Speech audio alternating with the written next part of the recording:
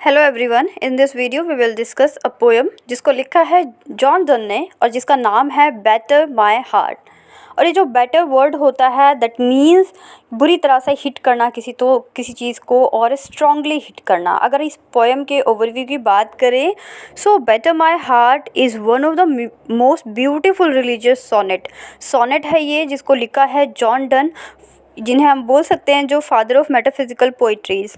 अगर हम बात करें जॉन डन की तो इन्होंने जो अर्ली लाइफ में अपनी कुछ पोइट्रीज़ लिखी थी वो सारी इनकी लव रोमांस इनसे भरी हुई थी। लेकिन जो इनकी लास्ट स्टेज थी, जब ये अपनी ओल्ड एज पे थे, तब इन्होंने कुछ पोएम्स, कुछ सोनेट्स लिखी जो कि गॉड को डेडिकेटेड थी, भगवान के लिए, जो कि स्पिरिचुअलिटी से भरी हुई थी और रिलीजियस पोएम थी।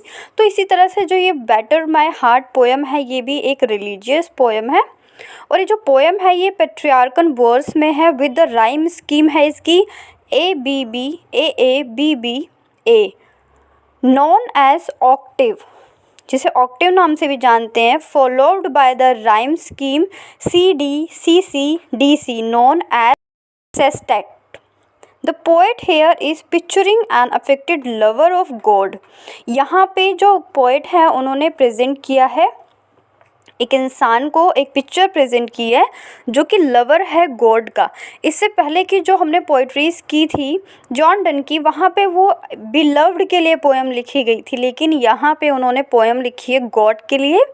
Who is hurt because he is deviated from the holy path to the sinful path. जो भगवान है उन्हें बहुत तकलीफ़ हुई है, हर्ट हुआ है, या फिर जो ये इंसान है जिसकी पिक्चर प्रेजेंट की है उसको भी हर्ट हुआ है। क्यों? क्योंकि जो स्पीकर है यहाँ पे वो अपने होली पाथ से अलग होकर सिनफुल पाथ की तरफ चला गया है। He urges God to ravish his body and make him chaste. और जो स्पीकर है यहाँ पे बोलते हैं गॉड को कि उनकी बॉडी को रेविश कर दो और उन्हें चेस्ट कर दो, उन्हें प्योर कर दो। The poet prays to God in his threefold capacities. वो 3 कैपेसिटीज़ की बात करते हैं, as the father, the son and the holy ghost, to better his heart and reshape. जो पोइट है वो बोलते हैं उनके हार्ट को बेटर कर दो, तकलीफ़ दो, हर्ट करो और उसे रिशेप कर दो।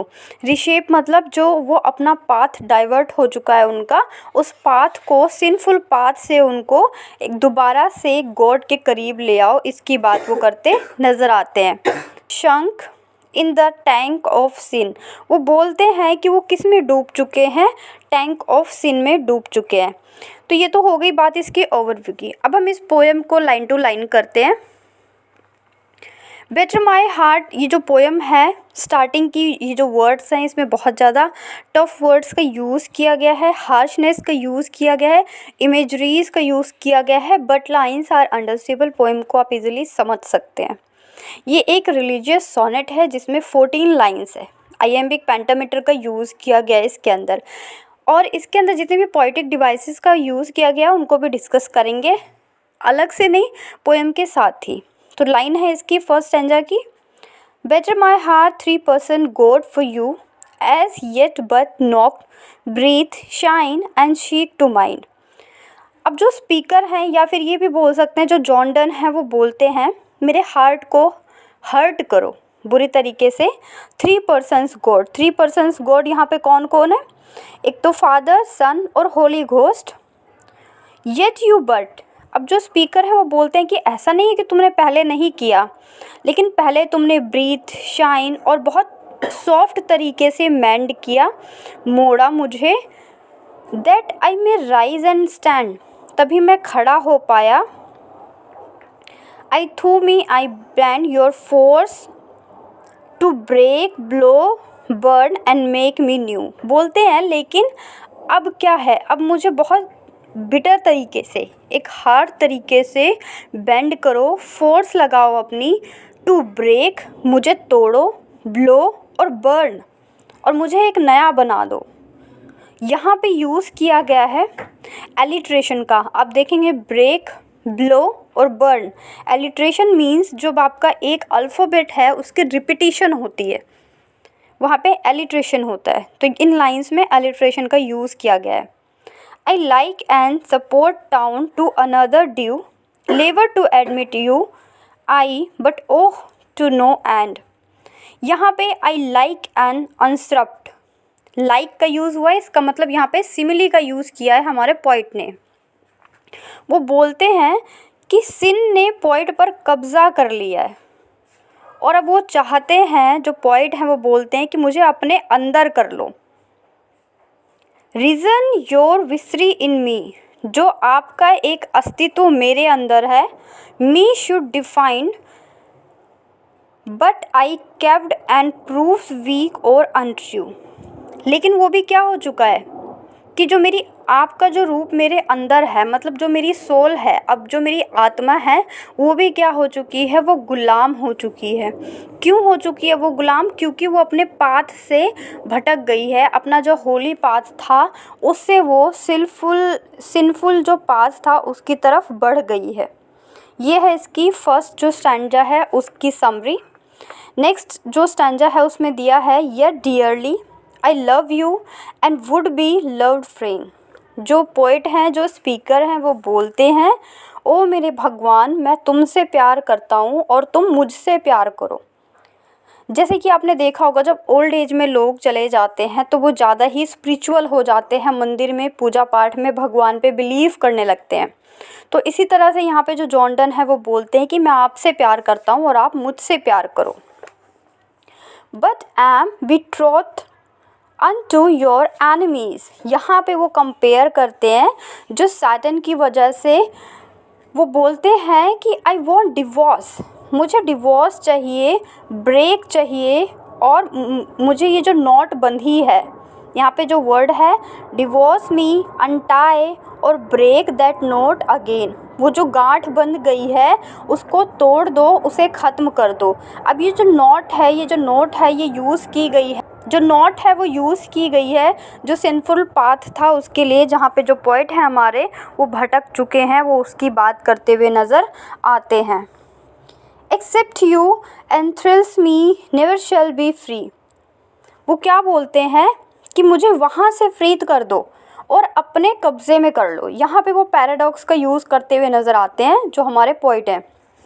एक तरफ तो बोलते हैं कि मुझे फ्री कर दो, मुझे आज़ाद कर दो, और दूसरी तरफ बोलते हैं कि मुझे अपने कब्ज़े में कर लो, मुझे पवित्र कर लो। Not ever chaste except you ravish me, यहाँ पे जो वर्ड यूज़ किया गया है chaste, that is from chastity से ले सकते हैं आप, और सेक्सुअली रिलेशन से ले सकते हैं। एक्सेप्ट मी और रविश मी, यहाँ पे जो मीनिंग है that is RAVISH, the meaning of Ravish is rape, कि मुझे रेप करके मुझे क्या कर दो, पवित्र कर दो। यहाँ पे भी जो पोइट हैं वो पैराडॉक्स का यूज़ करते हुए नज़र आते हैं अपनी लाइंस में, कि how it is possible after Ravish anybody become chastity और फील्ड विद चैस्टिटी, कि कोई भी पवित्र कैसे हो सकता है। आ गई होगी। अब हम बात करें अगर इसकी कुछ मेन चीज़ों को जिसको हमें याद रखना है। The poem is a plea for God to enter and take over the poet's life, thus saving from the power of Satan. It's developed through the three man image. 3 man की image को यहाँ पे बताते हैं वो। The paradox which drives the, अब यहाँ पे पैराडॉक्स का कहाँ पे यूज़ किया गया है, जैसे कि यहाँ पे हमने बात की थी स्टार्टिंग में, बोलते हैं कि पहले तो मुझे बहुत प्यार से बैंड किया था, लेकिन अब क्या करो, मुझे प्रॉपर तरीके से ब्रेक कर दो, ब्लो कर दो, बर्न कर दो, ताकि मैं एक नया बन जाऊं। नया मतलब वो होली पाथ से दोबारा से कनेक्ट हो जाऊं।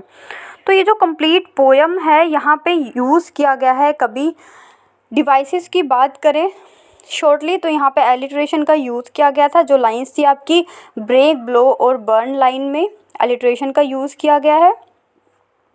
उसके बाद इसमें सिमिली का यूज़ किया गया है। सिमिली का यूज़ कहाँ किया गया है, लाइन नंबर 5 जो है स्टार्टिंग से वहाँ पे सिमिली का यूज़ किया गया है। आई लाइक एन अनस्टॉप्ड, लाइक जहाँ पे भी आता है वहाँ पे किसका यूज़ होता है, सिमिली का यूज़ किया जाता है। उसके बाद इसमें रिलीजियस सोनेट है, आप इसको, ये भी एक इसकी क्या है, डिवाइस है।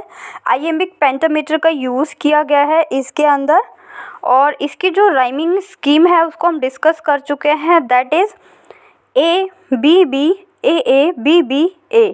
और इसी राइमिंग स्कीम को किस नाम से जानते हैं? ऑक्टेव के नाम से भी जानते हैं। एंड आफ्टर दैट इसमें राइमिंग स्कीम यूज़ हुई है CD, CC, DC as known as sestet. तो ये तो हो गई इसकी राइम स्कीम की बात। तो आई होप हमने इसमें डिस्कस कर लिया है इसके पोएटिक डिवाइसेस को और इस पोएम की कंप्लीट समरी को। अगर हम जॉन डन की बात करें तो ये पोएम उन्होंने कब लिखी?